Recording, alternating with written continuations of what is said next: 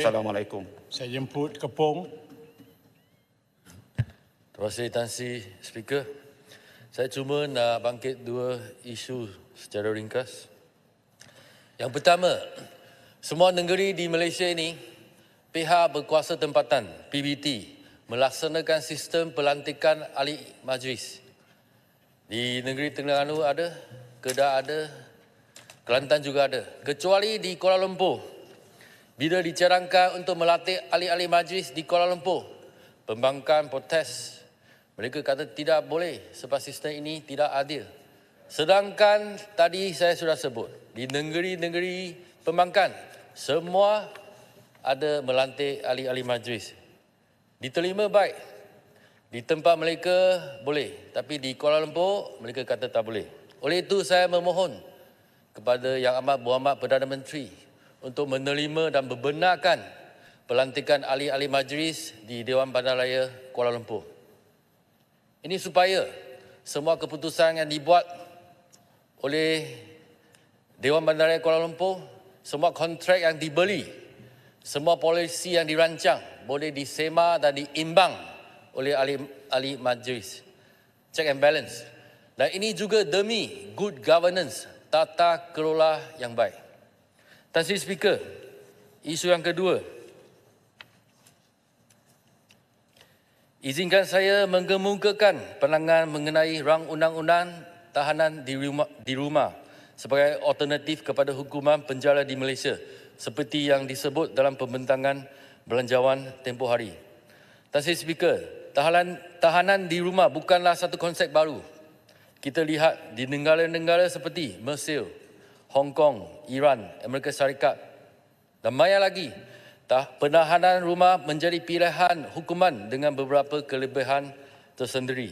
Pertama, tahanan di rumah mampu mengurangkan masalah kesesakan penjara yang kian meruncing. Penjara kita kini beroperasi melebihi kapasiti yang menyebabkan keadaan tidak kondusif dan membahayakan kesejahteraan dan kebajikan bantuan. Dengan membenarkan pesalah bukan kekerasan menjalani hukuman di rumah, kita dapat meringankan beban sistem penjara dan mewujudkan persekitaran yang lebih berperi kemanusiaan bagi mereka yang ditahan. Kedua, tahanan di rumah mendorong proses pemulihan dan integrasi semula ke dalam masyarakat. Pesalah yang dibenarkan tinggal di dalam komuniti mempunyai akses kepada sokongan keluarga, sumber komuniti dan peluang pekerjaan yang semuanya amat penting untuk pemulihan dan mengelakkan pengulangan jenayah. Malah program Perintis tahun lalu yang melibatkan 5,000 bantuan telah menunjukkan hasil positif dari segi kadar residivisme yang lebih rendah. Ketiga, dari segi kos, tahanan di rumah adalah pilihan yang lebih menjimatkan berbanding hukuman penjara. Mengurangkan keperluan terhadap infrastruktur penjara dan kaki tangan akan membebaskan sumber yang boleh dialihkan kepada perbelanjaan awam yang lain dan lebih kritikal. Tan Sri Speaker, namun begitu, walaupun tahanan di rumah sesuai untuk pesalah non-violent crimes dengan izin warga emas, ibu mengandung dan orang kurang upaya. Terdapat juga non-violent crimes yang lebih keji dan memberi kesan buruk yang luar biasa berbanding beberapa jenayah kekerasan. Izinkan saya mengemukakan contoh yang relevan. Kes bekas Perdana Menteri kita, Najib Razak. Berbilion ringgit yang diseleweng daripada negara oleh beliau dan rakan suhabatnya merupakan pengkhianatan besar terhadap kepercayaan rakyat serta tamparan hebat terhadap ekonomi kita. Sekiranya jenayah ini tidak dihentikan pada tahun 2018, Malaysia mungkin kini berada di ambang kebangkrapan. Jenayah kewangan yang melibatkan kecurian jumlah yang besar dari pembendaharaan awam atau dari individu adalah kesalahan berat yang memerlukan tindakan tegas dan jelas.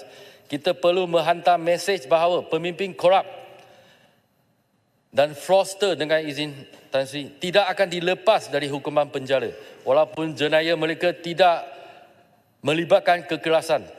Oleh itu, saya menyelu kerajaan dalam pengumuman akan datang berhubung RUU tahanan di rumah untuk secara jelas bahawa mereka yang disabitkan kesalahan jenayah kewangan yang melibatkan berjuta-juta ringgit, termasuk kesalahan rasuah, penipuan, skam, ponzi, pelaburan palsu dan skim cepat kaya adalah tidak layak untuk tahanan di rumah.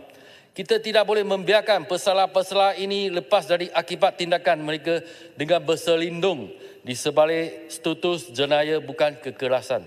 Kita mesti memastikan keadilan ditegakkan dan mengembalikan kepercayaan rakyat. Sudah tentu akan ada bantahan besar daripada masyarakat sekiranya ahli politik, pegawai awam yang korup dan pihak yang telah menipu berjuta-juta ringgit layak untuk menjalani hukuman di rumah. Tidak adil membiarkan mereka ini menjalani hukuman di rumah sedangkan rakyat biasa menggelut dengan kehidupan harian. Tambahan pula, kelonggaran sebegini akan memberi mesej yang salah kepada orang yang korup dan penipu pada masa hadapan bahawa mereka masih boleh menikmati kehidupan mewah di rumah walaupun selepas ditangkap dan disabit kesalahan.